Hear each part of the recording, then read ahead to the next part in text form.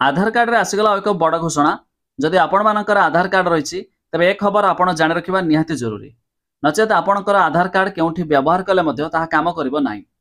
एने सरकार तरफरु जारी हला एक बड़ घोषणा जा आपण माने समस्ते जानि रखिबा जरूरी।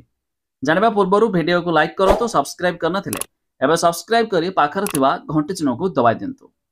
जानि रखंतु जे मानकर आधार कार्ड 10 वर्ष रु अधिक होईची सेमानक आधार कार्ड को अपडेट कराइबा यहा मध्य कंपलसरी नचेत आपणकर आधार कार्ड मध्य अकामी होई पारे। एहा छडा मागणा आधार कार्ड अपडेट करबाकू चाहुथिले आपणक पई खुशी खबर। पूर्वरु आधार कार्ड अपडेट करिवार शेष तारीख 14 सेप्टेम्बर 2024 स्थिर कराइथिला, किंतु वर्तमान एहार तारीख वृद्धि कराइछि। यूआईडीआई आधार मागणा अपडेट पई यूआईडीआई आधारर मागणा अपडेट पई शेष तारीख बदलाई दैछि। आधारर मागणा अपडेट पई शेष तारीख 14 सेप्टेम्बर रु 14 डिसेम्बर 2024 को वृद्धि कराइछि।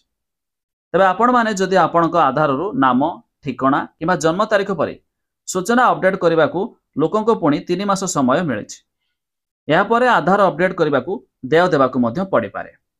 तबे जानि रखंतु जदि आपणकर आधार कार्ड 10 वर्ष पुराना होई गलानी तेबे एथि पई आपणको आधार अपडेट करबाकू पड़ी थाए, जाहाकू करिया पई हेले मध्य मागणा जाकी डिसेम्बर 14 2024 पर्यंत तारीख रहिछि।